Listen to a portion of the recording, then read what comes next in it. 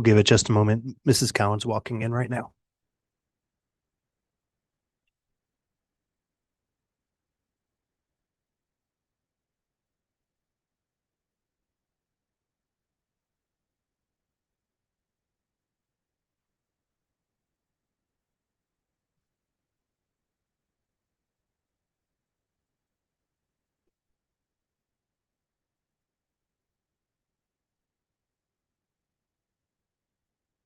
I would like to call this evening's King's Board of Education meeting to order. Mr. Morrow, can you please call the roll? Ms. Phillips, Ms. Groff, Ms. Cowan, Mr. Belfrom, Here. Mr. Skrull. Here. Please join me in the Pledge of Allegiance.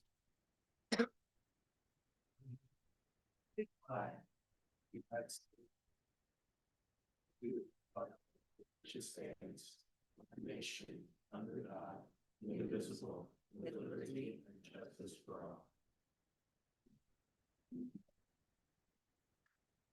May I have a motion to approve this evening's agenda?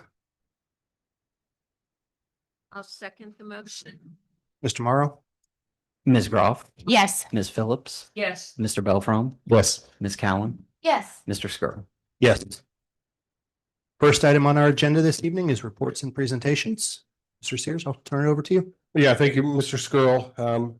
As we've been discussing over the past year, and a lot of, especially the last few months, Mr. Marr and I just wanted to provide an update on some additional information as we prepare for the ultimate November ballot issue that the district has in place. So one of the questions as we've been having conversations with folks, a couple of the questions that have come up, and we're going to address some of those this evening, but also provide additional context that's helpful for at least for our voters to be able to make an informed decision. So the first one is we've been asked a number of times, like, why are we on the ballot, and what is the need? If you recall, in 2022, the community supported a levy request of 6.4 mils, which is approximately $7 million. That revenue was in place at the time to account for some of the same operational expenses that this is around salaries, benefits, wages, insurance, operational costs, et cetera. And that levy at the time is generating $7 million. It was estimated to last 3 years at the time, conservatively, and we've kind of met that target, even accounting for some additional inflationary increases and additional student growth. And so with that, one of the challenges that the formula presents in King's, in the challenge that we have within our revenue structure within King's, is that overall the funding that we receive is relatively flat. So flat meaning it doesn't increase substantially. That would account for additional inflation, and then also put us in a situation where we do not need to either make significant reductions or ask for additional revenue. So when we look at this, the flat funding piece, so even the levy that was passed in 2022, it's generating about $7 million. For us, it will always generate about $7 million. It does not increase as property values increase. The revenue that we receive from that does not increase. So we are basically flat funded. That goes back to House Bill 920 many years ago. And so that does not impact additional revenue for us. And so with 75% of the revenue that you receive as a school district in King's, it comes from local property taxes. When that doesn't increase, that's a substantial amount of money. The second piece is from a state funding perspective. So as we know, over the last few years, the state has not been increasing King's funding. We received less in 25 than we did in 2024. So even though we're a growing district, we have more diverse student needs. The state funding formula basically says that the local community in Kings, due to income levels and property values, can support the school district. That's what the formula says. When we project forward, we are anticipating the formula itself does not increase state funding for us, but there is a little bit of an increase based on student enrollment growth, that we met that threshold. And when 18% of our revenue comes from the state funding, A little bit of increase there does not substantially change the forecast or the formula moving forward. One of the challenges that we have is that the funding piece is relatively flat for us. There is a reliance on local property taxes to continue to support the revenue stream within the district. The revenue that we are considering and what is on the ballot is entirely generated to account for inflationary increases that we've received and seen, just as many other homeowners and community members have seen in their own personal lives, and as we are navigating society currently. So that the additional revenue accounts for that. We are not looking at this as a windfall. The threshold that we have received and that we put together allows us to create some long-term sustainability. It keeps us potentially off the ballot it does keep us off the ballot for the 2028 projected traditional property tax levy and potentially much longer. And so those are the reason that this is why Kings traditionally has been on that 3 to 4 to 6 year levy cycle. It is consistent with addressing the inflationary increases or to account for additional student growth. And so this structure is the need is not different. The structure is what's different. The structure allows us to diversify the revenue streams, so it's not reliant on property taxes, while also lowering property taxes for every homeowner in the school district. So that's an important factor for us as we've navigated some different pieces. I was on a podcast with Matt Nolan and Adam Matthews recently, and this was the flat funding piece was definitely outlined. Auditor Nolan understands that. He's presented to this board that the state funding formula is designed to make more districts like Kings. Matt says that as well, and he said it within the podcast. And so we've had a lot of different opportunities to engage with our local resources, from our state reps, from our senators, from at the state level. And the key focus for us is looking to diversify the revenue stream so that we're not reliant on continued permanent property tax levies for our community.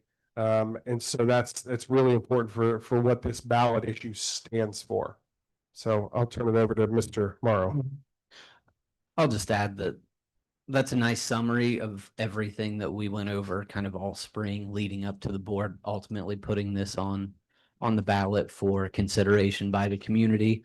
And then the next slide that we have is the 3-minute video that is posted on the website. It's been sent out multiple times to our community. So you can go ahead and play that. The Kings Local School District Board of Education has fulfilled its commitment to make the 2022 operating levy last the full 3 years. Now in 2025, additional revenue is needed to maintain the district's day-to-day operations. As a result, the board has placed an earned income tax with a corresponding property tax reduction on the November 4th, 2025 ballot. Currently, Kings operates on a 3-year tax reduction. And if we cannot play this, we have shown this at previous meetings. It is part of our Night Nation News. It is posted on our district website. On the November 4th, 2025 ballot, currently Kings operates on a 3-year operating levy cycle. Basic information Additional on revenue what is needed the to maintain current student programs, ballot staffing, issue is and the impact. to have We're a getting there.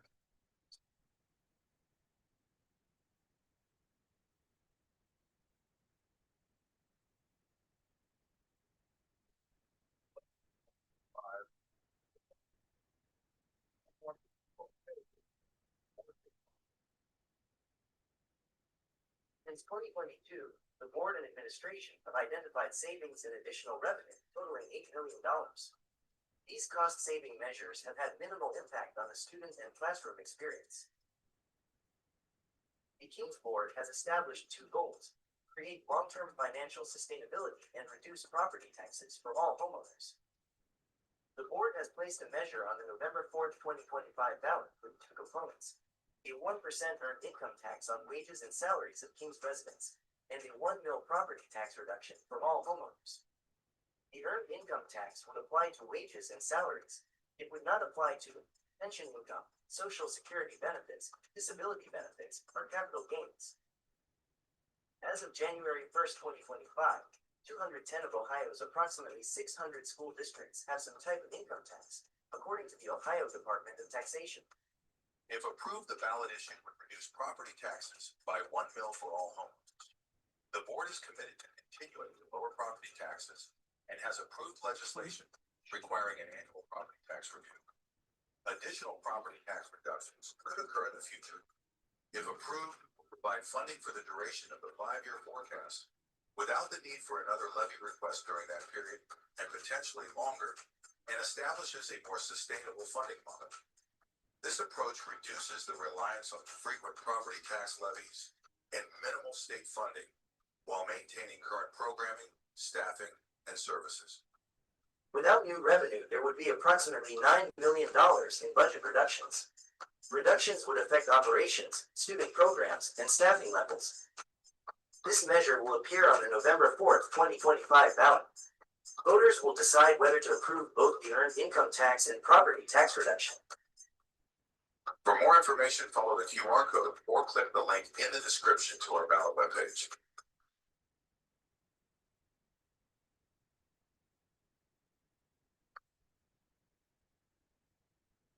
Thank you. So the end of the video mentioned that the web page has a bunch of different information. So there's a little button 2025 ballot issue. Now it's actually a big graphic on the top where you can see that video. There's an FAQ. There's some additional communication that the district has put out over the summer.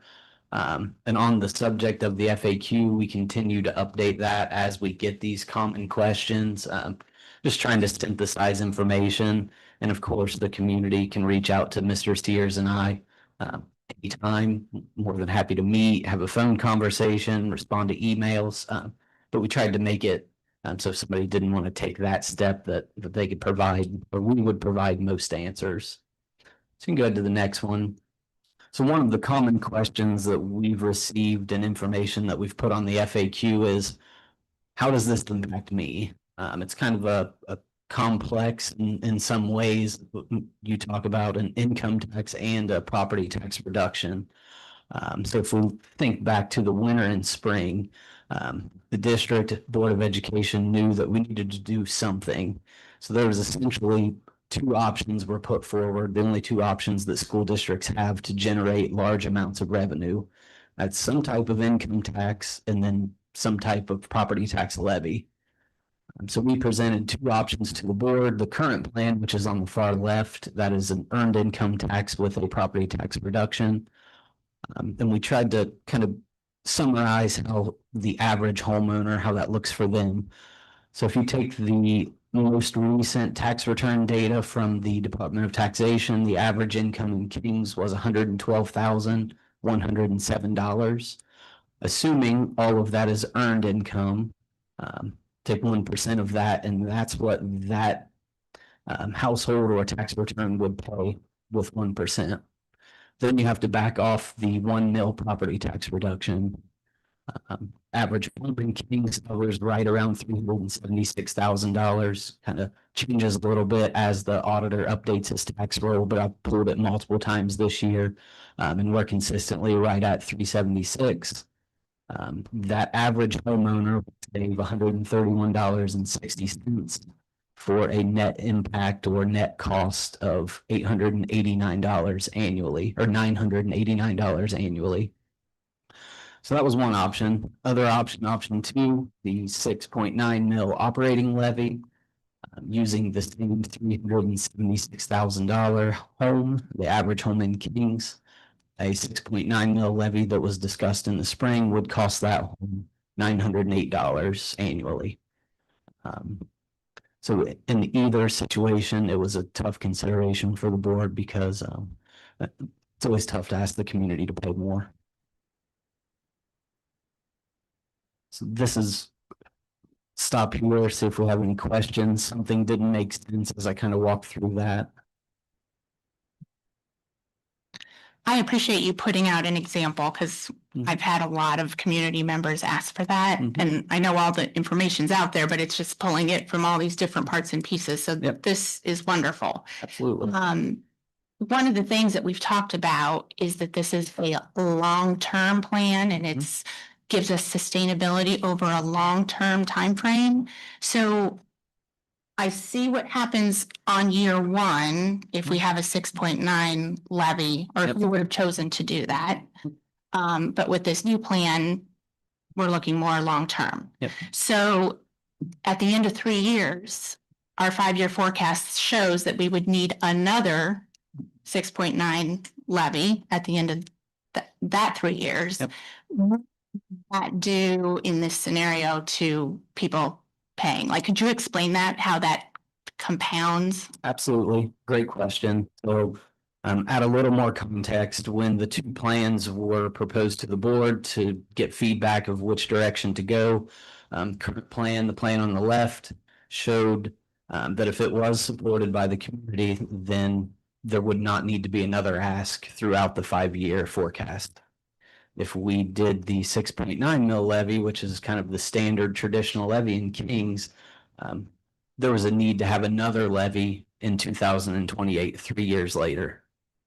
So it really boils down to if there was the need for another levy in 2028, and it was similar to this one, that homeowner, the average home, would still be paying this $900. And then if that new levy was approved, then they would be paying an additional approximately $1,000 on that levy when you account for home value increases. So in that 4th year, you're looking at a $1,900 cost approximately compared to the plan on the left, which also is going to have some increases, but it's a different way to look at it and to get off of that asking for that amount every 3 years. That makes sense. That makes sense. So in this scenario, it's about $80 more, but then after year 4, that's when a typical homeowner in a typical house would start seeing a little less. Yes. Well, quite a bit less. That's correct. Gotcha. And I think the important piece for the board was that we were trying to protect the homeowner that may have a much lower salary or on some type of pension, and so helping them. Yep. So just to reiterate the point in the video that the earned income tax only taxes salaries and wages. So individuals on Social Security, pensions, unemployment, those aren't taxed under the plan on the left. The current plan that's on the ballot. On that subject, I've gotten quite a few questions about 401k disbursements. That if a person, once they're eligible to start receiving disbursements from their 401k, would that be considered earned income because they earned it, or because they're in the retirement age, would it fall into the category? So, yep, it's a great question. So any gains on those earnings, which you're going to pay tax on in a traditional IRA or where traditional 401k are not in most cases, because that's capital gains, which are excluded. That's interest, which is excluded. So no, in most scenarios that wouldn't be taxed. Okay. I've had a lot of questions. Yep, it's great. And I'll add a point to that I've been asking questions to the Department of Taxation as we've gotten questions like this to get that answer directly from the source. So I implore you, if there's anybody that has kind of a specific scenario, send it to me. I've got a contact at the state. They've been great about getting back to me because no one here are tax attorneys or tax accountants. So any of those kind of weedy questions, I've been just sending them on directly to make sure I get that sourced information. So in terms of issuing out a basic calculator, it's pretty much impossible to issue out a basic calculator because there's so many different scenarios, depending how much people make, depending on true value, depending on raises, depending on revaluations of the Warren County auditor. So this is really helpful to have an example, and then people can start looking and plugging in their numbers. So I appreciate you doing that, because there's just no simple calculation. It's very difficult. No, absolutely not. I mean, you can see on this simple example how many times you're dividing and multiplying. And then when you start to build a calculator, there's assumptions, and it gets a little messy. And making sure that good data gets in, so good information comes out. Yeah. I think this will make sense for people why it's not really possible. Thanks. So this slide's available on the website. This slide exactly is not yet, but it will be. It'll be incorporated in the FAQ. All of this information is in the FAQ. I just took it from the different places and synthesized it in a nice, easy-ish to read format. So folks who aren't watching this. Yep. Will have the ability to Yep. figure out what it'd be. Okay. Absolutely.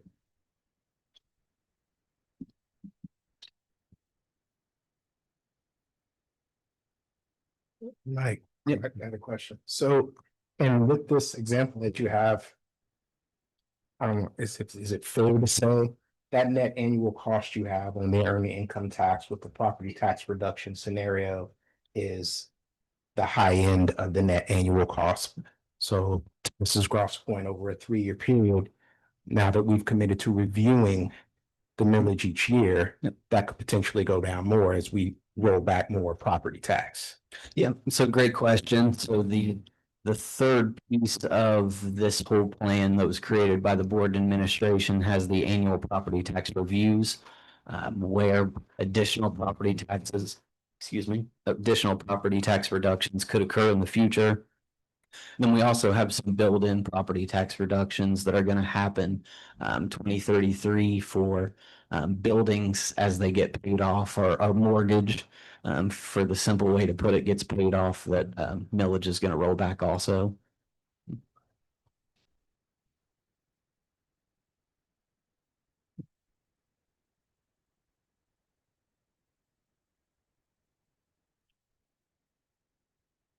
Any further questions for Mr. Morrow or Mr. Sears? Thank you. Just want to go to the last slide real quick of this, just so we can, one more. So some upcoming dates just for reference. We have scheduled and posted a special board meeting on 9/30, September 30th at 6.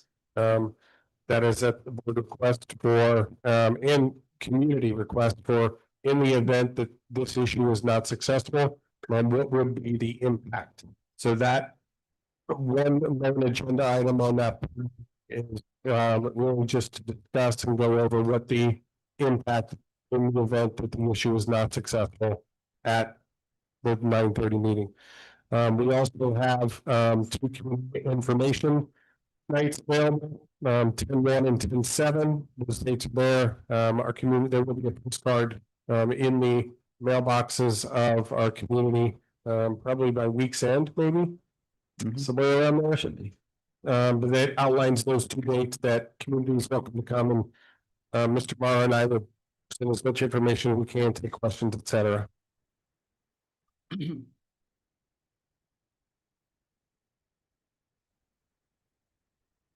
Anything additional to add? Nope.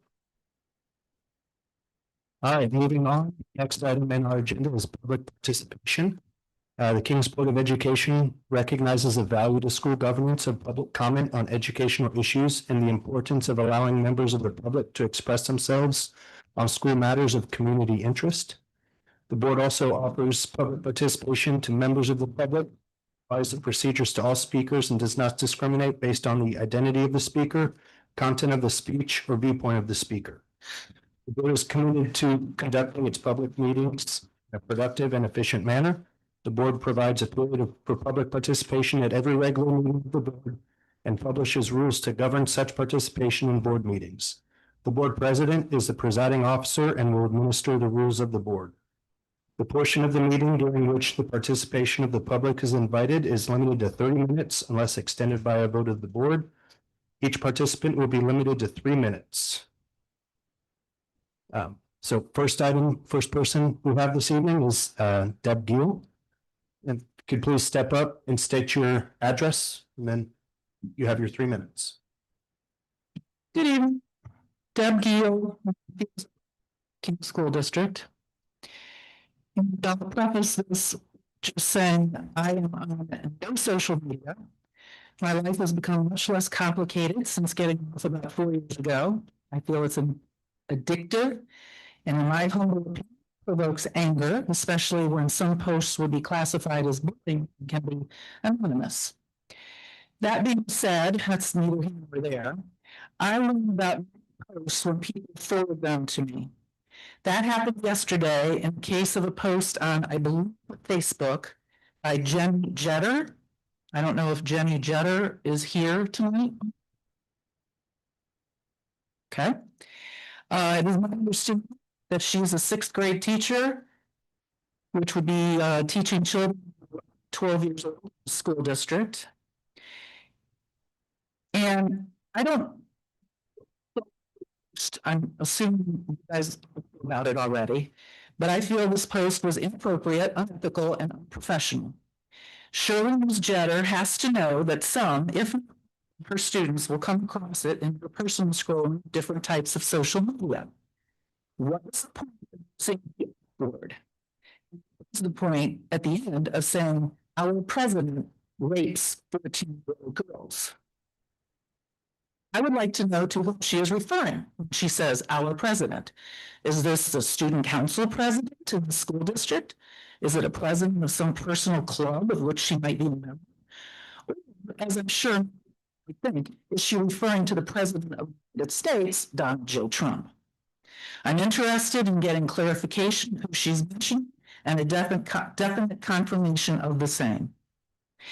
So in closing, this teacher, in my opinion, to be fired immediately for her inappropriate and disgusting behavior that can reach many impressionable children and teenagers. And we know what that's doing to our young people in the current times we find ourselves living. Thank you.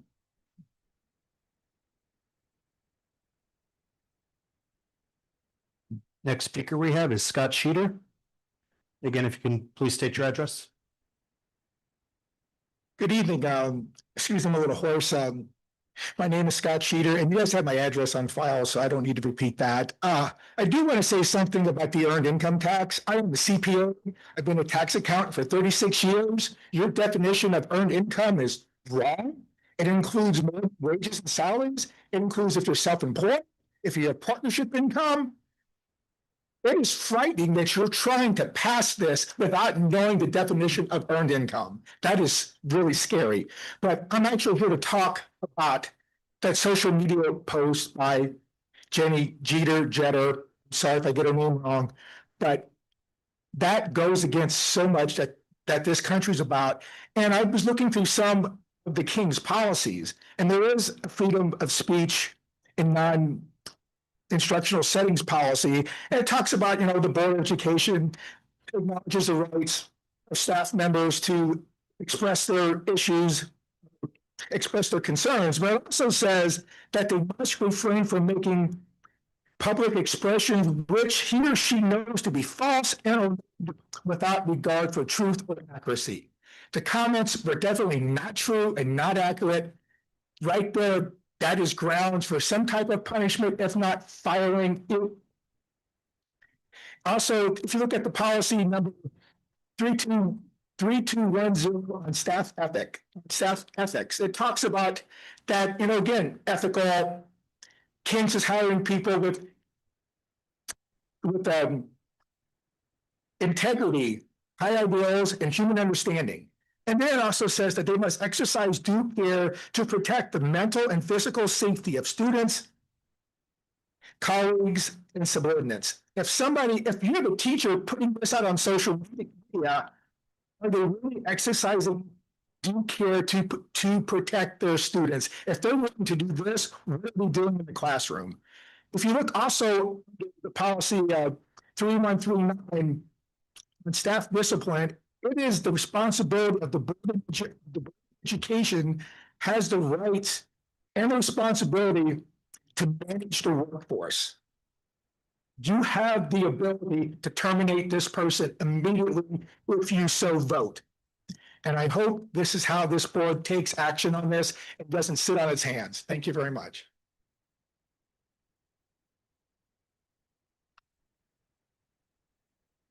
Next person we have up is Heather Schultz.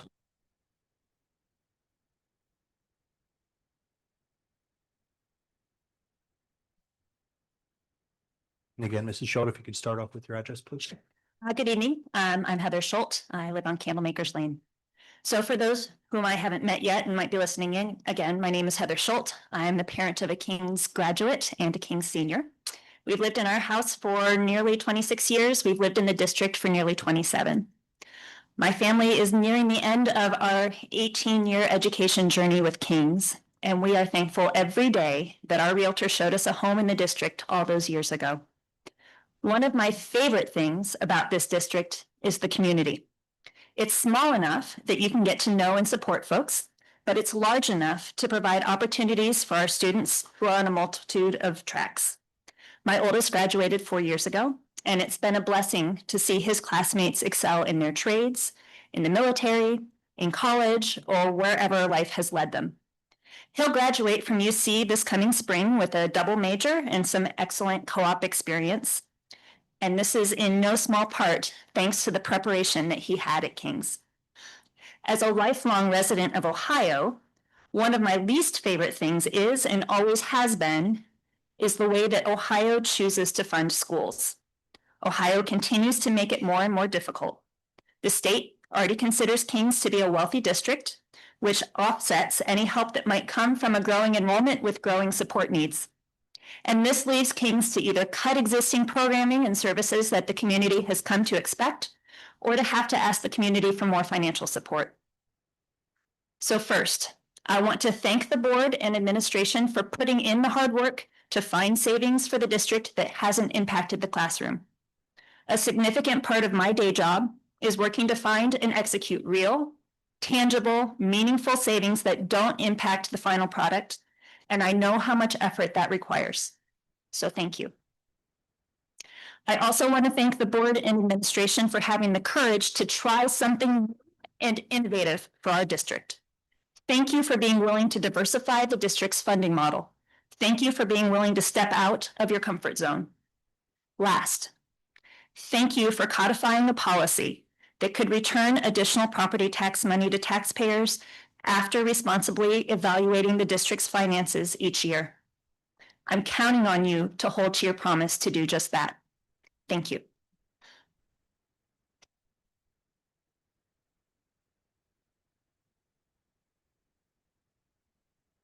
Next speaker we have is Karen Burton.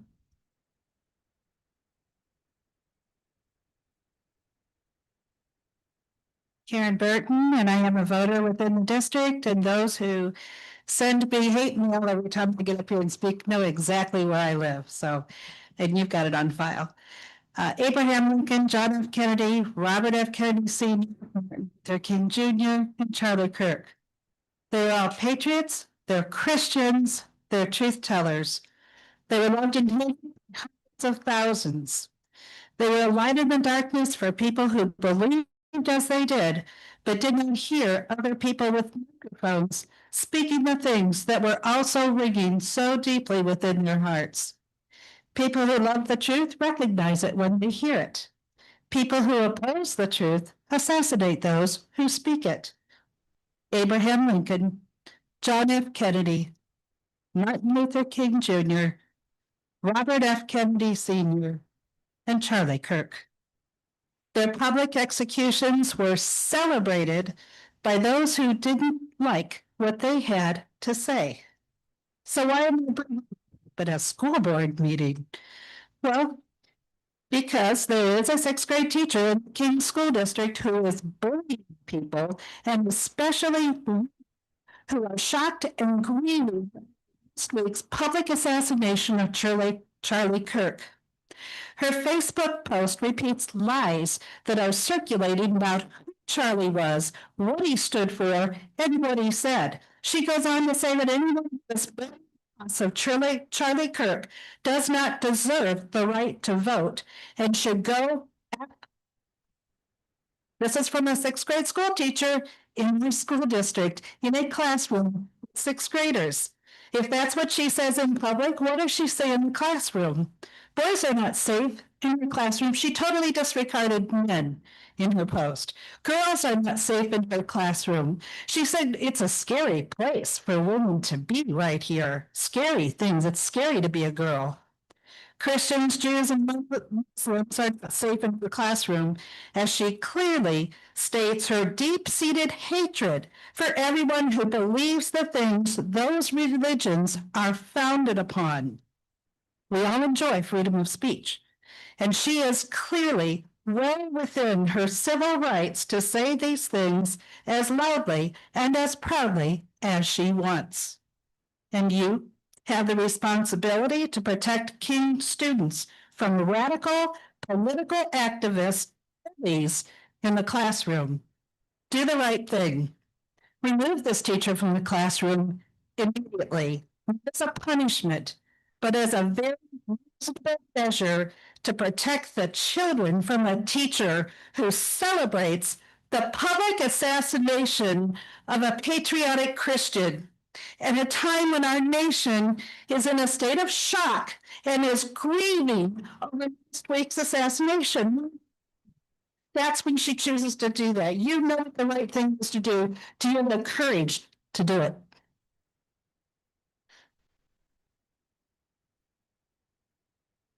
Next speaker we have is Rebecca, is that Beer?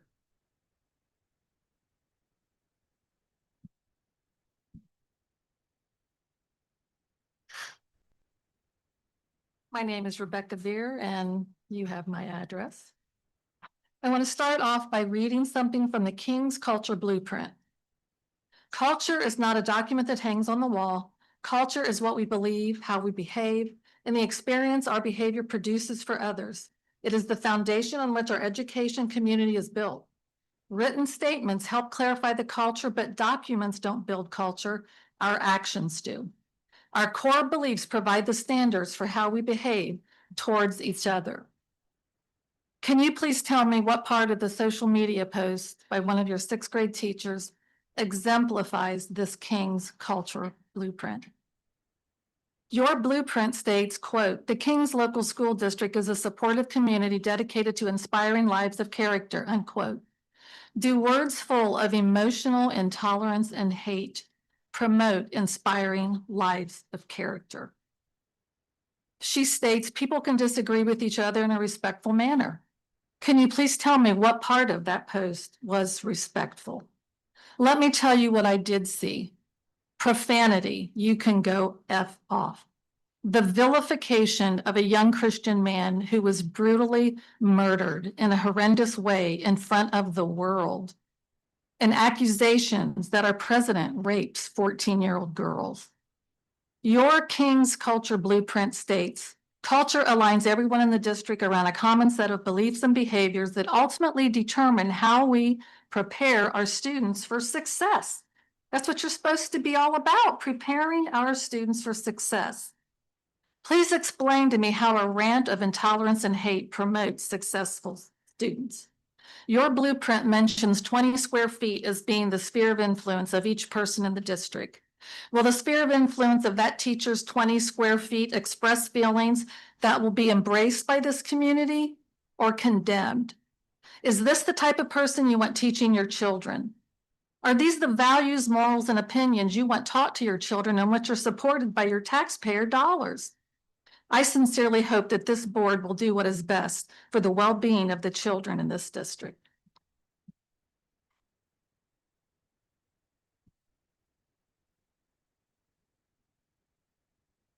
And that brings an end to public participation. Thank you, everyone, for sharing.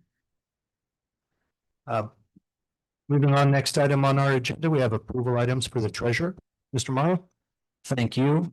We went through all the items at the work session last meeting. More than happy to answer any questions that the board has at this time.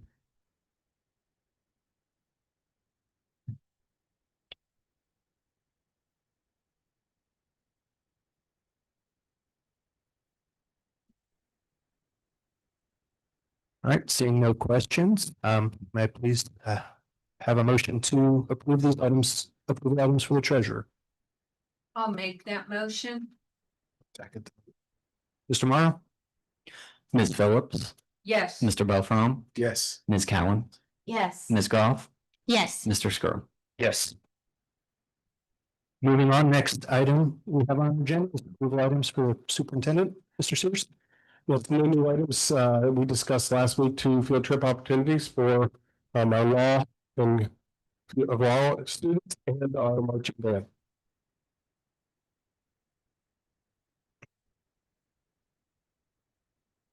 Questions from Mr. Sears? I have a motion to approve these items for superintendent. I'll make that motion. I'll second the motion. Mr. Morrow? Ms. Cowan, Yes. Ms. Goff, Yes. Ms. Phillips, Yes. Mr. Belfrom, Yes. Mr. Skrull. Yes. Next item on our agenda, we have is approval items for assistant superintendent HR business. Thank you, President Skrull, King's Board of Education.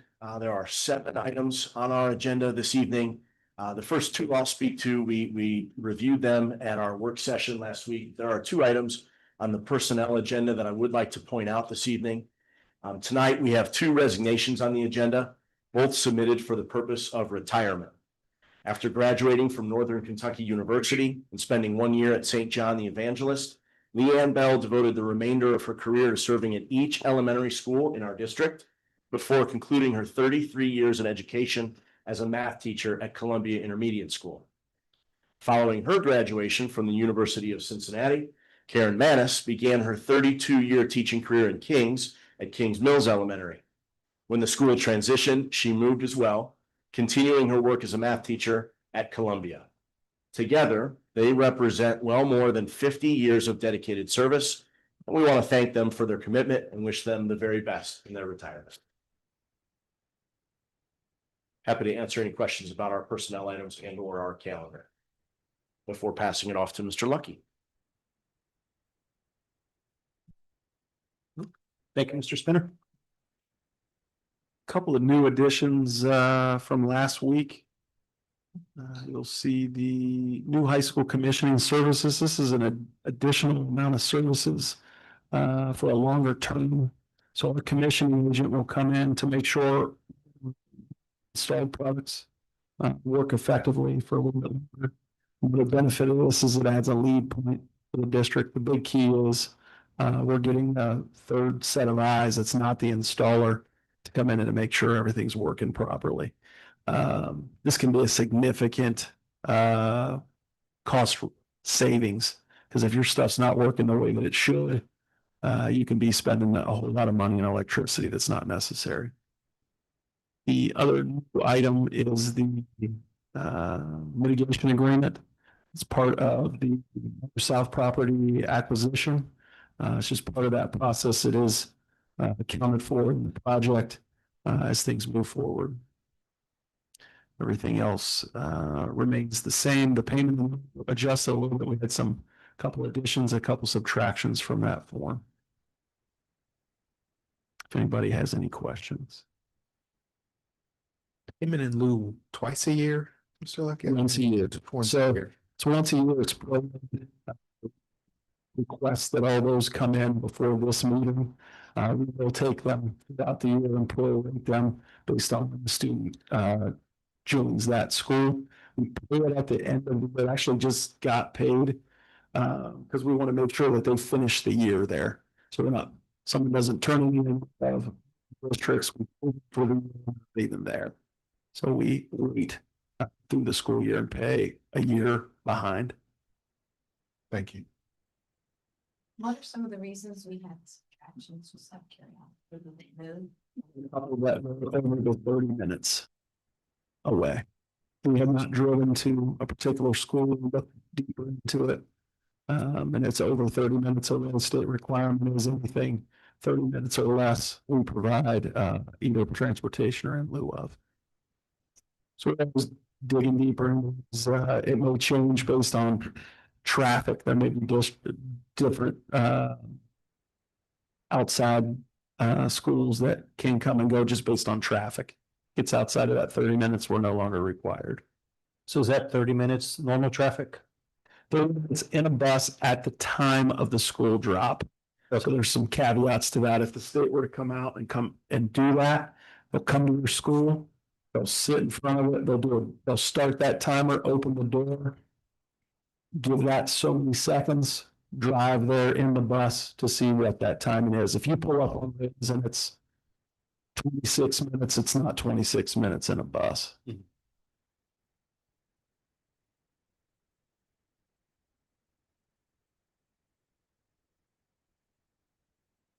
Any other questions for Mr. Lucky or Mr. Spinner? All right, may I have a motion to approve the approval items assistant superintendent HR business? I'll make that motion. I'll second the motion. Mr. Morrow?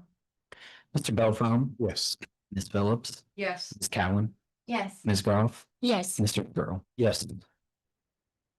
Next item we have is approval items, assistant superintendent educational programs. Good evening, everyone. Matt and I don't have anything to approve, but we do have two reports we want to share with you. The first one we're going to talk about are our academic communication tools and Bryce, I see you, so jump in as you need to, because this has been a team effort this year.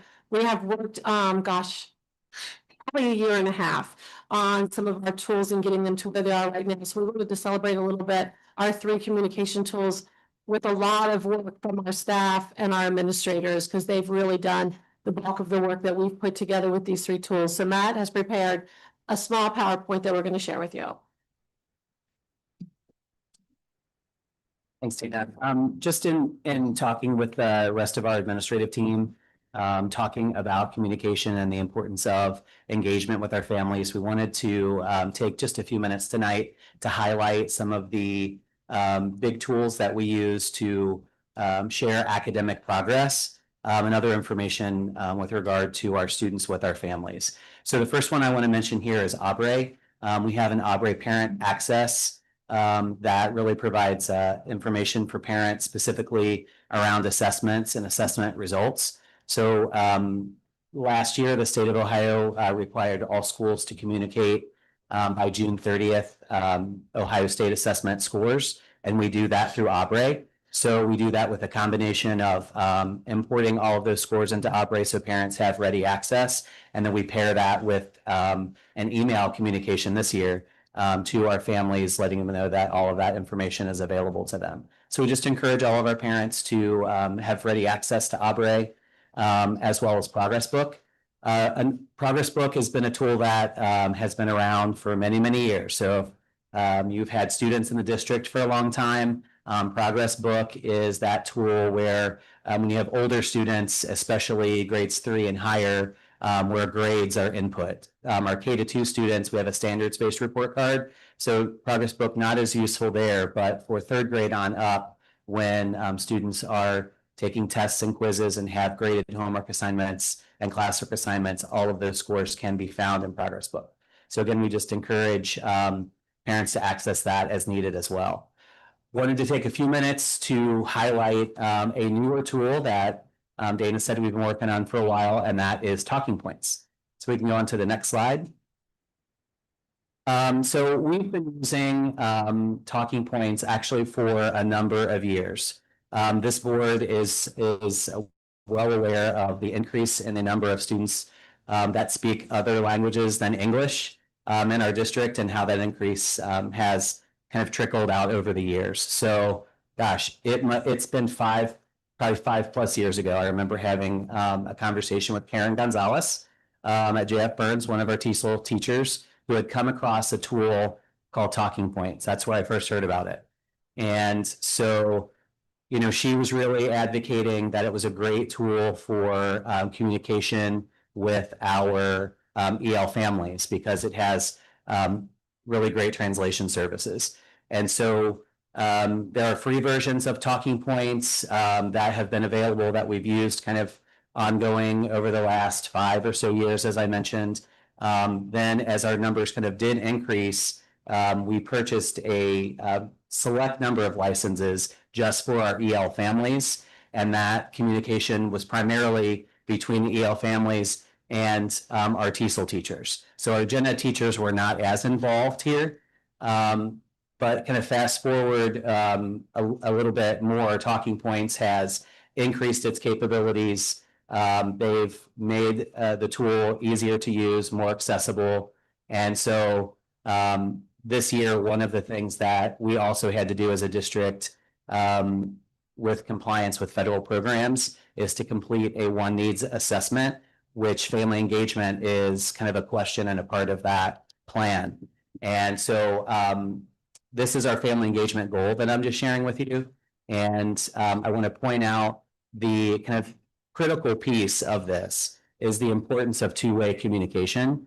So two-way communication is actually an evidence-based practice that when you have this in place with the school, particularly teachers and families, then you're going to see an increase in student achievement. And so Talking Points as a tool provides very easy access for that two-way communication. So Talking Points is something that we have signed on to use all of our building communication with. It helps to establish strong relationships between our classroom teachers and our families. It provides very easy access to feedback and insight from families to share information outside of school with their classroom teacher. And then there's also evidence that student motivation also increases when kids know that their teachers are talking to their parents. So just wanted to kind of highlight that and kind of share a little bit. The next slide, I kind of pointed out a few of these items, but just benefits of this tool, this Talking Points tool. So you may not be aware, but schools and different classroom teachers over the years have used lots of different ways to communicate with families. You may have heard of Seesaw. You may have heard of Remind 101. There are countless tools that have been used. And so going to Talking Points district-wide for all building communication really kind of simplifies things for the district and especially for our parents. So Talking Points allows us to have a single platform. So that can be an app on your phone or it's just text messages. So the great thing about Talking Points, a big selling point for us, of course, I mentioned that translation capability. So we have 150 plus languages that Talking Points has access to automatically translate messages between classroom, buildings, and families. That honestly has been an issue. Other tools that we've looked at do not have some of the languages that are prevalent here in Kings. So we are very happy that Talking Points provides that for us. Teachers not only can send messages to families, but they can also share PDFs that translate. They can send photos. They can also send videos.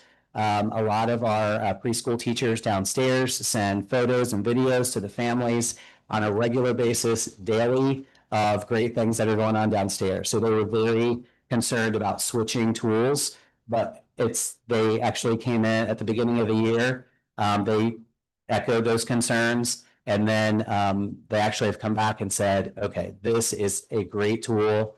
It's so easy, and we're getting good communication with their families. So that's been a great addition as well.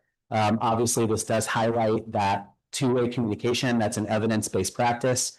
It's timely. I see a couple of you shaking your head like, yep, you're probably getting text messages. Mr. Beltham is getting text messages over there.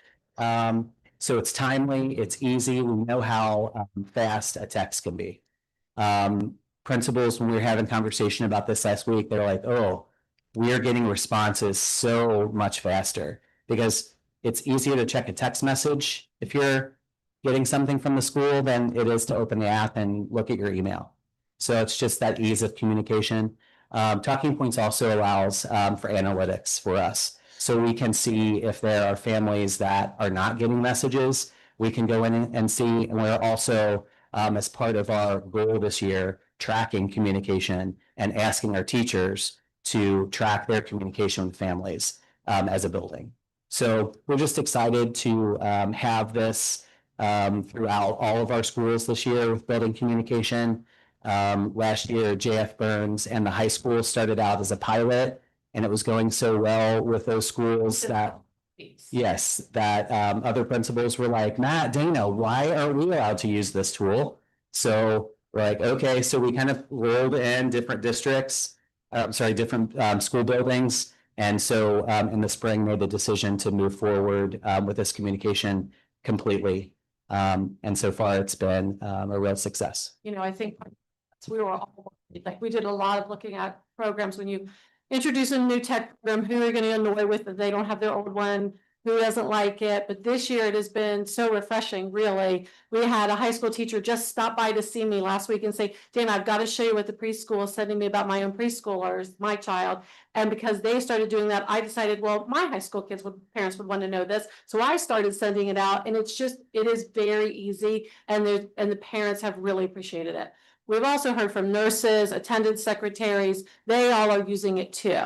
And so we're getting a little bit more information back about our vaccines that we normally don't have. We're getting letters back in from the nurses. So the nurses have really appreciated this too. So overall in the buildings, I think we were really surprised with the principals when we met with them. It has just been so positive. So it's been really, and they're the ones that said to us, listen, we've got 3 things that we're using with parents and we want to make them highlighted because it's working. So we are very happy that it's very positive right now. And then the last thing, Dana and I met with Bryce just to talk a little bit about this. He is our Chief Communications Officer. So obviously, you know, we want to loop him in to all of this with our families. And so he's going to kind of help us also get the word out to remind families about these particular tools. So anyone who's interested, that last slide here has the subscription for Night Nation News, and we'll have a follow-up story for families about these 3 tools. Especially Aubrey. We know we sent out things to Aubrey, but we want to make sure parents can have them if they didn't do it last year. They weren't really into it as much. Now their kids are a little bit older. So we are going to refresh anyone that wants new items. So they will have the update stuff for any of the tools. Any questions for Matt, Bryce? I have a question. I've heard great things about talking points. So that's, I think 95% of our world's problems could go away with better communication. I truly do. Question for you. Do we have numbers of our EL kids, like how that number has increased over the years? And could we share that at some point? I think, you know, when we wrap all of this whole meeting back to finances and we see how much more services are costing, I think the public would like to see how, you know, how those numbers increase, and it does cost more, but we have to be able to communicate. Would you like that the next work session? Did that work before that? Whenever it's convenient to you, that sounds good. Yep, we can do that. Just out of curiosity, so it says translation capabilities with over 150 languages. Just for my own knowledge, how many different languages within Kings do we have coming in? I'm going to ballpark it. I'm going to say 50. Okay. 50 plus. Uzbek, Russian, Tajik, Telugu, those are big languages here in Kings. You don't see that everywhere. So those are the languages that we tend to see here in the largest numbers. And they're all on this platform? They are, yes, sir. Okay. So Mrs. Groff, I'm going to answer your question. This is about time. Like saving time too. In March, this is based on March, we did a presentation for the board around some of our staffing and enrollment levels as we were evaluating that. So looking at from a growth standpoint, just for perspective, there were in 2024 there were 576 LEP students. Wait, say that again. 2024 there were 576. In 2025 there were 712. So that was as of March. The other just data point that'll, I think, help is it was around, I think in 2022 it was 312. I'm gonna be really close with that number. I'll finalize it by the end of this meeting, but So more than double since in 3 years. And students that are flagged with the home language survey that potentially could qualify for services, we also keep track of. So those are a lot of incoming kindergartners, but it could be, students of any grade. And we have 100, this is as of September 8th, we've had 189 students flagged to be screened that are potentially eligible for services. So that's a lot. On top of the number that Greg just. Right. So we do have, we have the proficiency assessment that our students take every winter. And so based on those scores, students kind of test out of services. So we do have that and we do make progress, which that's good. But so far, our enrollment and eligibility is not outpacing our students who are testing out. So that's part of why we're seeing a consistent increase in those scores as well, or in those populations. excuse me, all of 3 years back. So in 2016, we had 102 students. In 2022, 38. It was close. Close. So we've seen those are 4 data points since 2016. But we've seen that more than Can you give me that first one? 102. What year was that? 2016.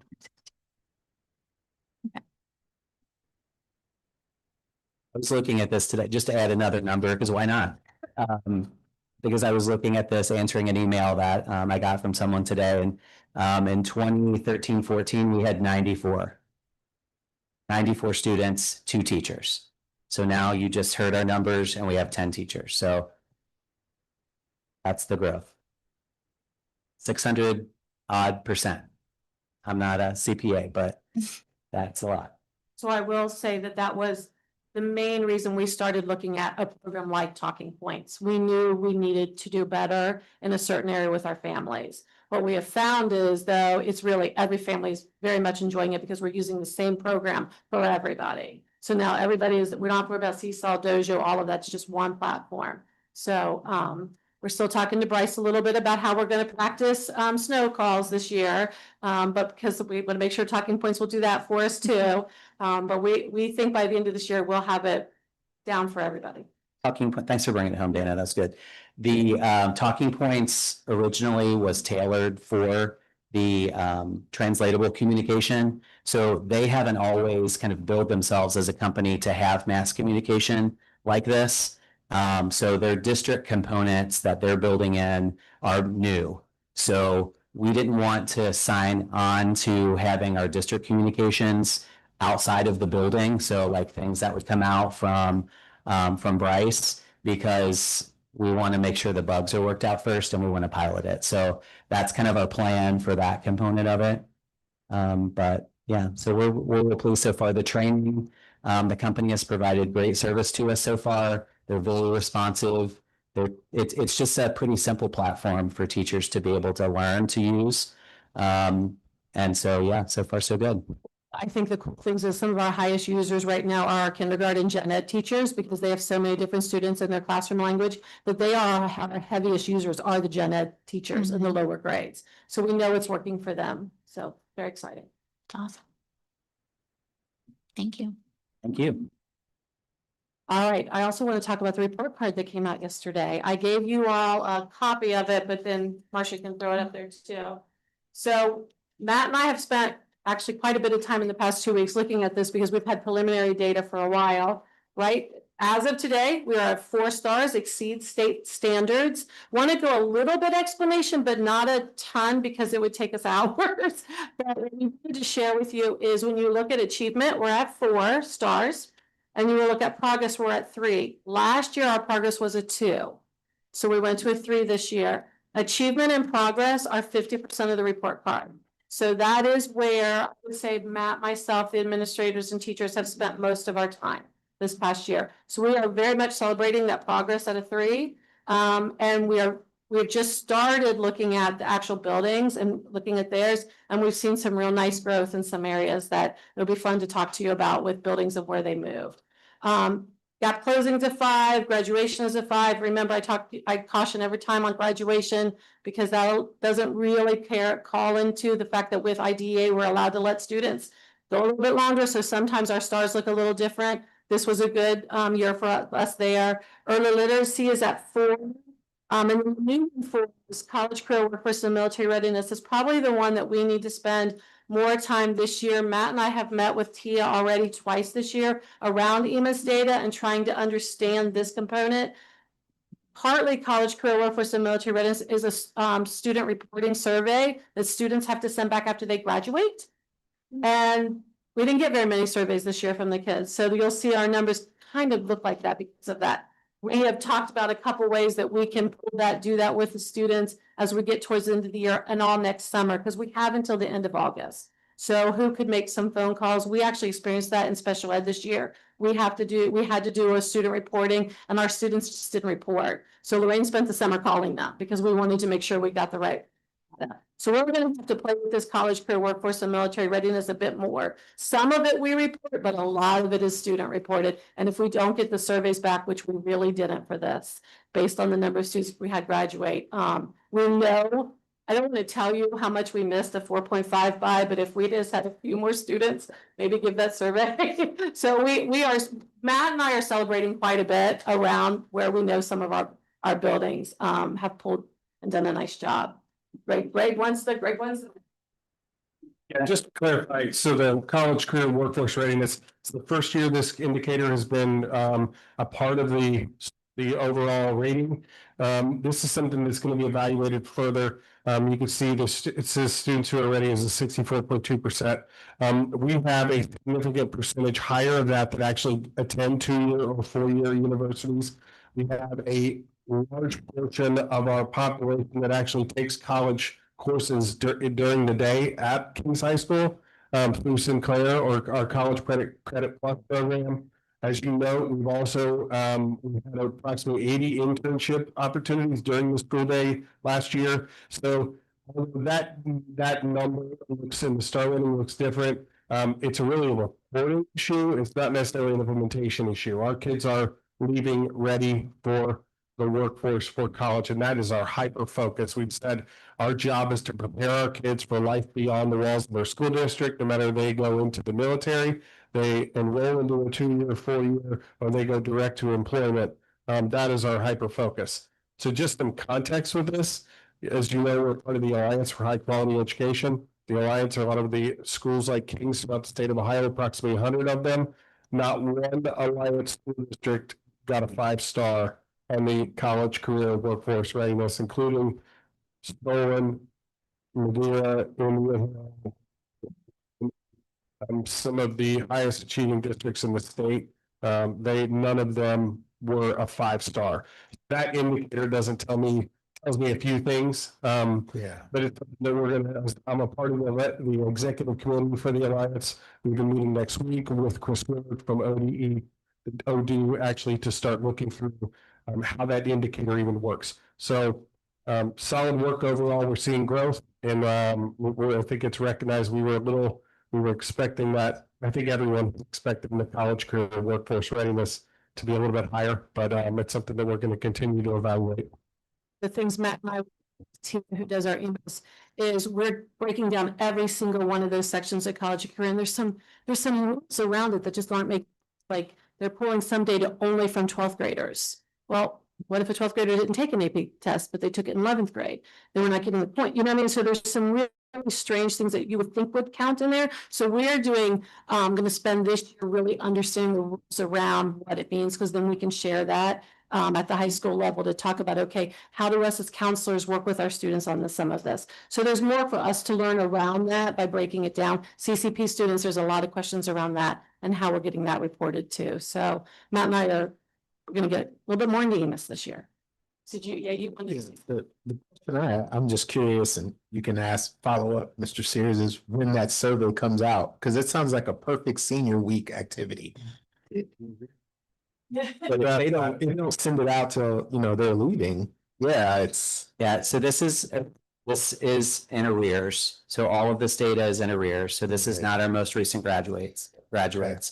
And this readiness component is based on the graduation cohort. So you don't get like more points for volume. Like when we think about our students who are remediation free on the ACT, are taking AP courses, and they're also earning an honors diploma. Those are great things that those students are doing, but for this indicator, we only get 1 point for that. So it's really a matter of looking at diversifying the number of, or the kinds rather, I think, of opportunities that our students have to demonstrate the readiness that's measured on this indicator. So, we have, you all have met our internship group. We've talked about it a lot. So we met back in the summer, actually before school even started, to look at the preliminary information. And already we know some things that we need to report differently. So, and some small changes that need to happen so that students who are in internship, for example, and we know how valuable those experiences can be for some of our students. They've shared that themselves. But it's not just that you participate in it. There are hour requirements around it. And then there's an Ohio Means Jobs Readiness SEAL component that's paired with it. So we need to work on pairing those things, and then making sure that it's reported properly. So there's a lot. I could talk for hours on this. I will stop. I just couldn't help myself. So thank you for indulging me. A little bit more on that. I now yield all my time to Mr. Stevens.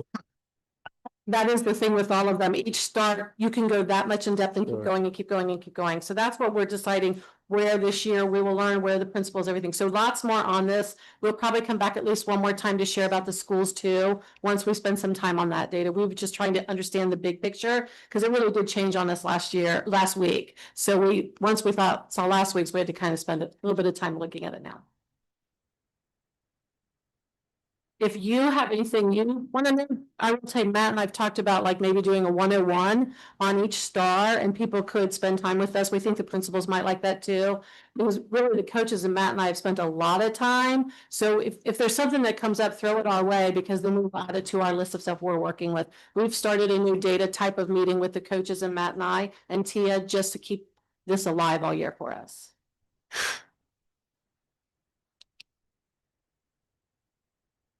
Thank you very much. Next item on our agenda we have is items presented by the board. Is there anything that we have to present this evening? I don't have anything to present, but could I put you on the spot just a little bit, John? We received a lot of emails in the last couple days. Yes. And some community members took time out of their day to come and I just don't want anybody to feel like they were ignored and that we hear them. I was wondering if you wouldn't mind reading the response that you've given to the people that Absolutely have reached out to us on email. Yeah, so just response I've been giving to these emails. Thank you for reaching out and sharing your concerns. Please know that we take all reports regarding staff conduct seriously and are reviewing the matter in accordance with district policy and state and federal laws. Because this involves a personnel matter, we are not able to share specific details or outcomes. We appreciate your understanding and your commitment to our school community. Thank you. I just want people to know that we are listening. Yes. We do care. Our staff conduct is very important to us, as well as our student conduct. Like, we expect the highest conduct out of everybody in our community.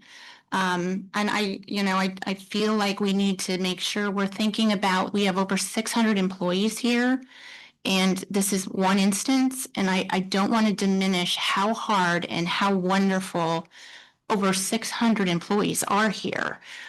So I'm not ignoring this. I hear you, but I just want to make sure we're thinking about all the wonderful things we're doing here as well. Thank you for pointing that out. Thank you.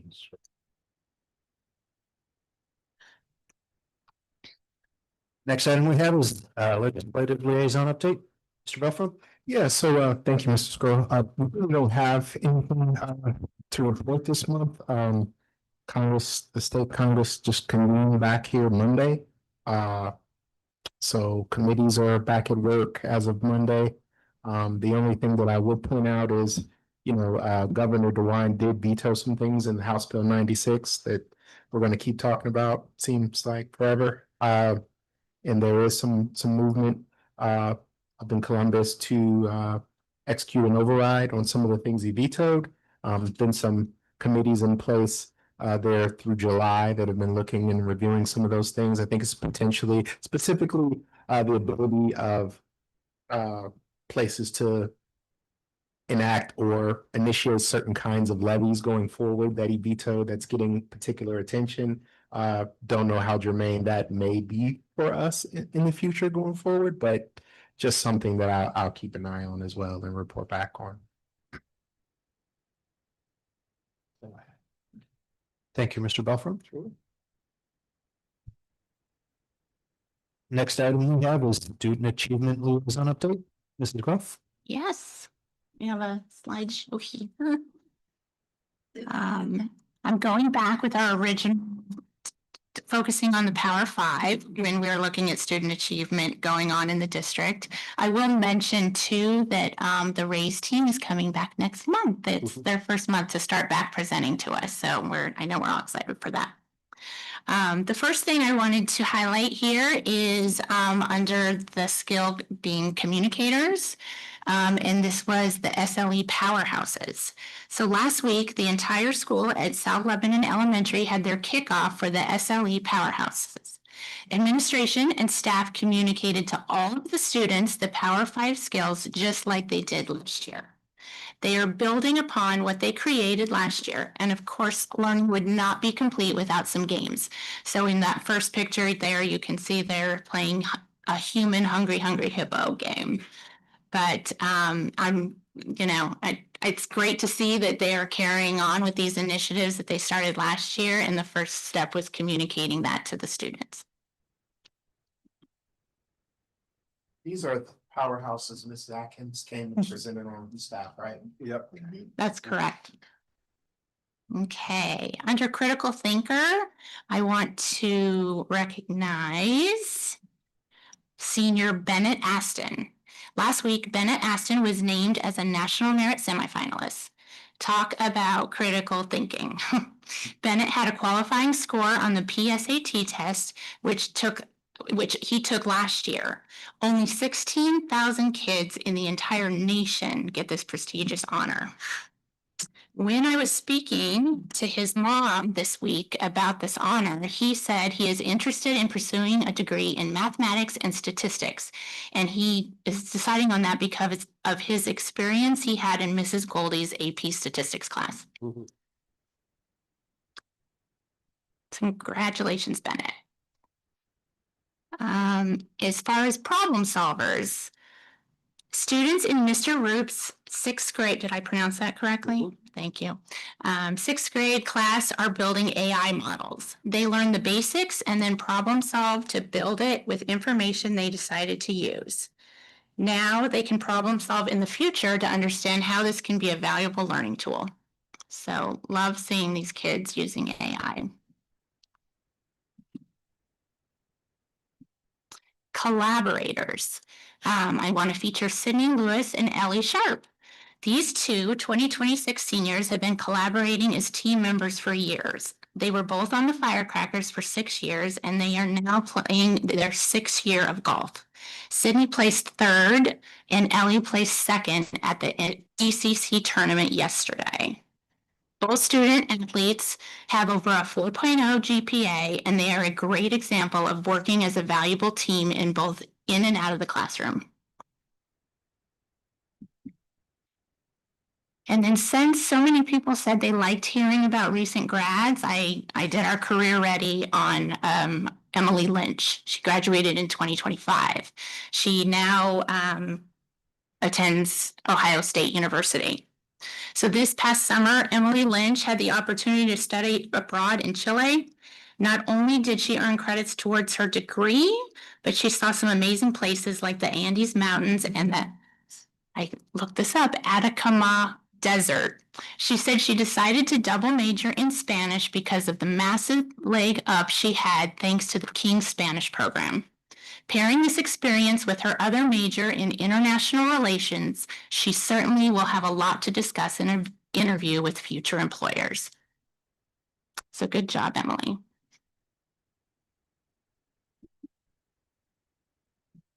Thank you, Mrs. Groff. You're welcome.